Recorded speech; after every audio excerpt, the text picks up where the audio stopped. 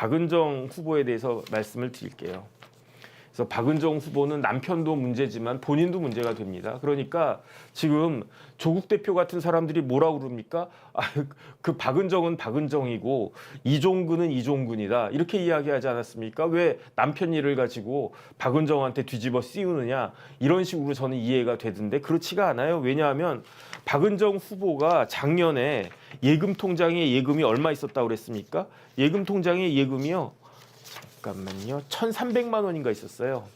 1,300만 원 있었는데 그런데 그 작년 말 기준 올해도 아니고 그러니까 2023년 5월 달에는 예금이 1,300만 원밖에 없었는데 그런데 12월 달에는 예금이 얼마가 되느냐? 4억 4,800이 됐어요. 그런데 왜 어떻게 이종근 변호사하고 박은정 후보하고 남남이라고 할 수가 있겠습니까? 똑같은 거지. 경제적인 운명 공동체지. 그래서 저도 이제 우리 마누라한테 그렇게 좀 팍팍팍 쏴주고 그래야 되는데 어쨌든 미안하다는 생각이 드네요. 그 다음에 뭐가 문제냐면 더군다나 그 박은정 후보가 성남지청장을 하다가 2022년 7월 4일에 광주지검으로 발령을 받았어요. 그래서 이걸 갖다 좀 봐야 되는데 그러니까 그 신문 기사 좀 띄워주세요. 네. 조국혁신당 비례대표 1번 박은정 부장검사가 2022년 7월 3일까지는 성남지청장이었어요. 박은정 그 집이 어디였습니까? 역삼동에 전세 산다고 제가 봤던 것 같은데 역삼동에서 성남지청은 뭐 그냥 차 타면 금방 가죠. 그러니까 성남지청장으로 출퇴근하고 지청장 되면 관용차 나오지 않나? 그래도 출퇴근할 때는 자기 차 타고 가야 될 텐데 모르겠고 그랬는데 7월 4일에 광주지검으로 발령을 받았어요. 그런데 광주지검 발령 받았으면은 광주 내려가겠습니까? 안 내려가는 거야. 그래가지고 왜 부장님이 안 내려오시지? 광주지검에 있는 직원들이 왜 부장님이 안 내려오시지? 궁금했을 거 아니에요? 그래가지고 알아봤더니 연가를 사용했대. 그런데 그 박은정 그 검사는 연가를 20일을 쓸 수가 있는 거예요. 그래가지고 처음에는 연가 쓰면은 그래 뭐 7월 4일이 무슨 요일인지 모르겠지만 뭐 월요일이라고 하면 한 일주일 정도 이렇게 좀 쉬고 이렇게 마음도 좀 가다듬고 그리고 광주에 내려올래나라고 생각을 했는데 안 오는 거야. 그래가지고 열흘이 지나도 안 오고 20일이 지나도 안 와. 그럼 이제 20일 지났으니까 연가 사용하는 거 다 끝나지 않았겠습니까? 그러면 이제 내려오겠지라고 생각을 갖다가 했는데 그런데 또 안 내려오는 거야. 그래가지고 왜 부장님 왜 안 내려오시지? 광주지검 부장검사로 발령받았거든요.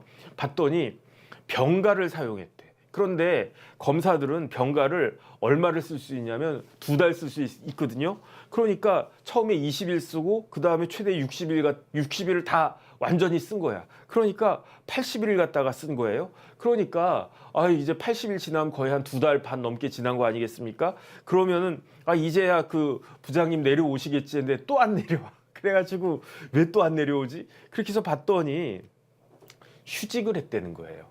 그래서 질병 휴직을 갖다가 했대. 그래서 뭐 어디 편찮으신가? 멀쩡한데 뭐 어디 이렇게 뭐 넘어져가지고 낙상했나? 아니면 뭐 발 삐었나? 그런 게 아니고 그 멘탈이 조금 문제가 생겨가지고 질병 휴직을 갖다가 해야 된다. 근데 그것 좀 띄워주세요. 그 검찰청법 규정. 검찰청법을 갖다가 보면 그 앞에 거 38조 나온 거. 그 검사들과 관련된 여러 가지 재반 사항들을 규정한 게 검찰청법인데 검찰청법 38조에는 휴직에 관해서 규정하고 있어요. 그러니까 검사가 마음대로 휴직하는 게 아니고 내가 검사장이라고 뭐 쟤 아픈가 보다 그냥 휴직해라 이렇게 하는 게 아니고요. 법에 규정이 있는 거예요. 검찰청 법에. 그래가지고 그 38조 2항에 보면 그 1항에 보면은 휴직을 명해야 돼요. 어떤 겁니까? 그 병역을 갖다가 하기 위해서 검사가 나 군대 가야 됩니다. 법무관 가야 됩니다. 그럴 때 뭐 그런 일이 거의 없겠지만 혹시 있을 수 있다라고 하면은 그러면 그 명해야 되고 그 다음에 법률에 무슨 다른 규정이 있으면은 휴직을 명하여야 하는 거고 이거는 의무적으로 해야 되는 거예요. 그 다음에 두 번째 법무부 장관은 이러이러한 경우에는 휴직을 허가할 수도 있다. 다시 말해서 휴직을 허가하지 않을 수도 있다. 그건데 휴직을 허가하거나 허가하지 않거나 그건 누구 마음이다? 장관 마음이다. 그런데 이호를 보면 본인의 질병으로 인한 요양 등이 필요할 때 그때 휴직을 허가할 수 있다. 그런데 박은정 검사가 2022년 7월 4일에 광주지검 발령 받아가지고 연가는 걸리니까 내가 그냥 쓰면 되는 거예요. 썼어요. 그다음에 이제 병가는 아마 검사장이 그 억셉트를 해줘야 될 것 같은데 병가도 딱 썼어요. 그런데 질병 휴직을 하려면 그러면 누구 허가를 받아야 된다? 법무부 장관의 허가를 받아야 된다. 그런데 장관님이 허가를 해주셨어. 본인의 그러니까 그 박은정 검사가 장관님 그러면서 장관님 저 지금 아프거든요. 그러니까 한 좀 쉬어야 되겠는데요. 얼마나 쉬려고요? 1년은 쉬어야 되겠는데요. 그러니까 그 당시에 법무부 장관님이 그 질병 요양을 위해서 필요하다고 해가지고 질병 휴직을 허가해 주셨어요. 그 허가해 주신 장관님이 누굽니까? 한동훈 장관이잖아. 한동훈 법무부 장관이 박은정 부장검사, 광주지검의 박은정 부장검사의 질병 휴직을 허가해 준 거예요. 그런데 38조의 2가 중요해요. 38조의 2의 3호를 갖다가 보면 맨 밑에 있는 건데 38조 2항 2호 그거는 제가 조금 전에 말씀드린 것처럼 본인의 질병으로 인한 요양 등이 필요할 때 이거거든요. 그 밑에 이제 38조의 2 휴직 기간 있잖아요. 그 다음 조항 그렇죠. 그 휴직 기간 거기서 맨 마지막 줄 38조의 2항 2호 이게 병가 그 병으로 인한 휴직이거든요. 1년 이내로 한다. 그러니까 그 휴직 기간은 맥시멈 1년인 거예요. 근데 물론 이걸 갖다가 1년 하고 또 허가해주고 또 허가해주고 그럴 수는 있는데 어쨌든 병으로 인한 휴직 기간은 1년이다. 그다음에 한동훈 당시 법무부 장관은 박은정 부장검사의 병으로 인한 휴직을 1년 그거를 법에 따라 가지고 안 해줄 수도 있는데 해준 거예요. 그걸 받아준 거예요. 그럼 어떻게 되겠습니까? 1년이 이제 지나갔죠. 그래가지고 1년 지나서 이게 2022년도 일이거든요. 2022년도 일인데 2023년이 됐어요. 1, 2, 3, 4, 5, 6, 7, 8, 9월까지 다 지나갔어요. 그러면 질병으로 인한 휴직 기간이 다 끝났어. 1년이. 그러니까 어떻게 합니까? 아이 그럼 이제 와서 일 좀 해야지. 1년 넘게 뭐 하는 거냐?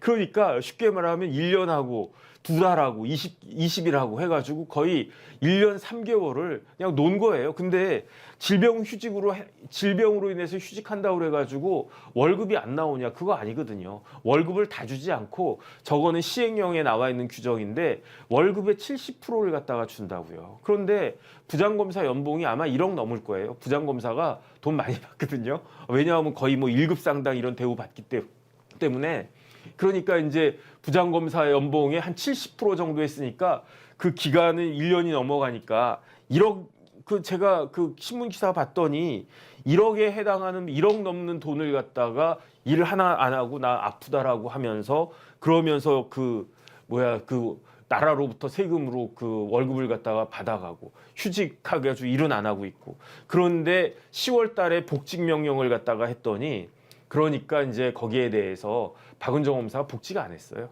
복직 안 하고 뭘 했습니까? 복직 안 하고 복직 명령을 취소하라라고 하는 소송도 내고요. 그 다음에 복직 명령의 집행을 정지하라라고 하는 집행 정지 신청도 했어요. 근데 이건 어떻게 됐겠습니까?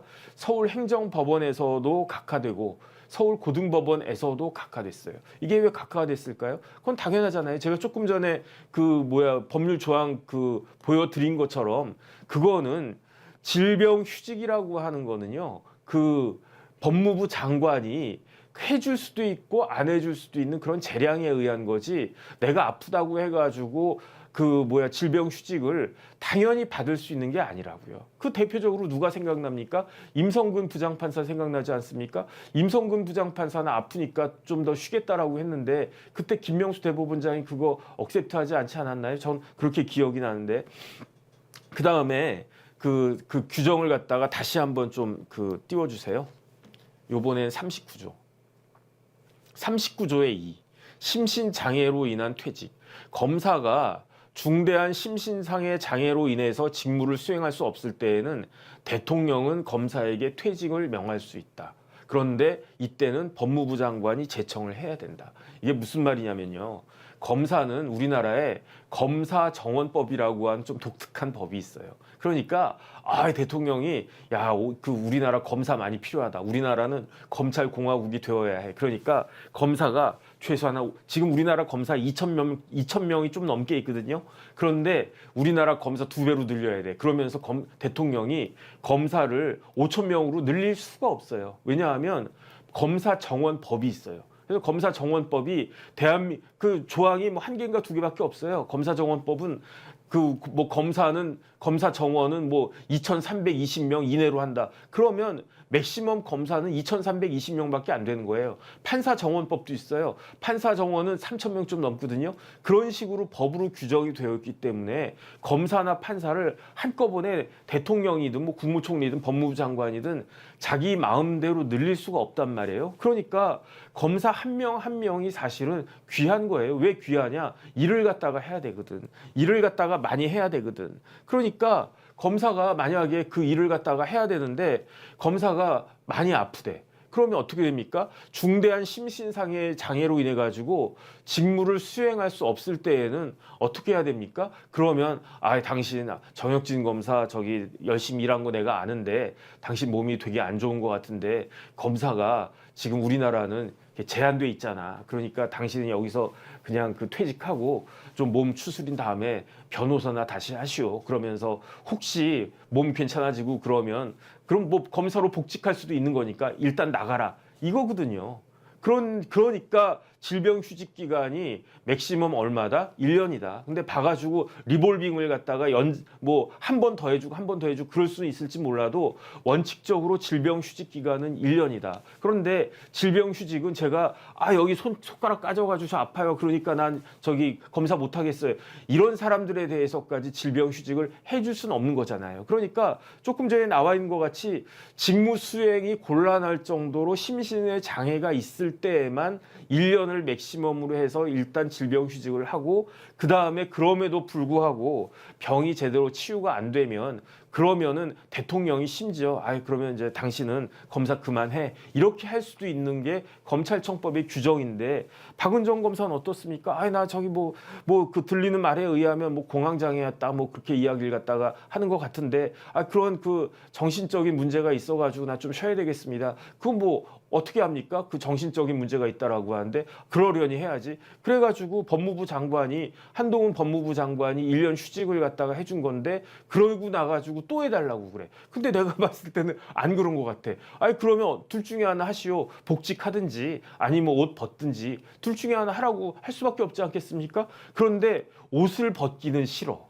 일은 하기도 싫고 옷은 벗기는 싫어. 그래가지고 복직 명령을 갖다가 취소하라고 행정법원에다가 소송까지 냈어. 근데 검찰청법 규정을 갖다가 보면은 행정소송이라고 하는 거는요, 원고에게 그 행정소송을 제기한 사람에게 구체적이고 직접적인 법률상의 이익이 있어야 되는 거거든요. 그런데 박은정 검사 같은 그런 사람한테는 행정소송을 구할 법률상의 직접적 이익이 있다고 볼 수 있습니까? 없죠. 요번에 의사들 행정소송 막 냈잖아요. 우르르 냈잖아요. 다 각하됐잖아요. 왜 각하가 됐습니까?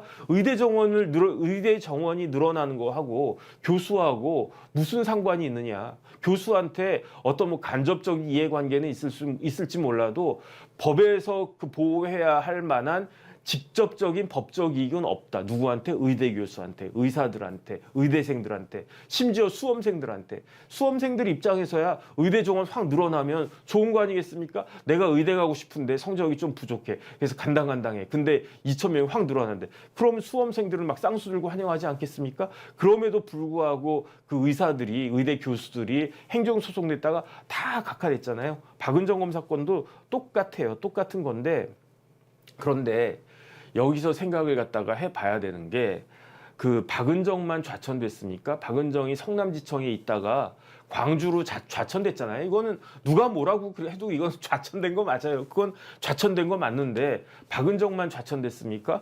한동훈은 어떻습니까? 대검 중수부장 하다가 대검 반부패 강력부장 하다가 그 다음에 조국 건 때문에 어떻게 됐습니까? 순식간에 부산고검의 차장검사로 아주 극단적인 좌천을 당했잖아요. 그런 다음에 어떻게 됐습니까?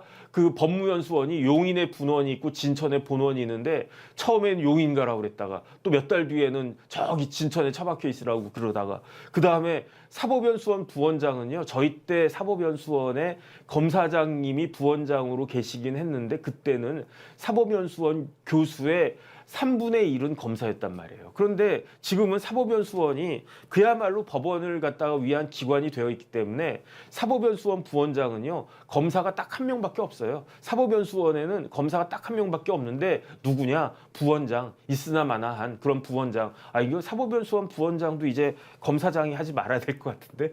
그건 고등법원 부장판사나 이런 분들이 해야지. 사법연수원이 법원 기관인데 옛날같이 저희 때는 이제 사법연수원에서 검찰 사건 실무 같은 거 배웠거든요. 그거는 이제 검사님들한테 배워야 되니까 부장검사님들이 이제 교수님이 돼가지고 3분의 1이 있으니까 그런 부장검사 교수들 통솔하기 위해서 부원장이 검사장으로 가는 건 맞는데 지금은 거의 갈 필요가 없단 말이에요. 그러니까 이번에는 일산에 있는 그 사법연수원 부원장을 갖다가 하라고 하고 이런 식으로 뺑뺑이 이렇게 돌렸는데 한동훈 비대위원장이 병간했습니까? 한동훈 비대위원장이 뭐 연가 썼습니까? 아니면 뭐 그다음에 뭐 질병휴직 썼습니까? 안 그랬잖아요. 가라면 가라는 대로 가가지고 열심히 복무했잖아요. 그때 그 박은정 그 부장검사가 뭘 했었냐면 감찰 담당관이었어요. 감찰 담당관은 검사들이 비위가 있나 없나 일을 똑바로 하나 안 하나 그런 거 따지는 데 아니겠습니까? 암행어사 같은 역할 아닙니까? 그러니까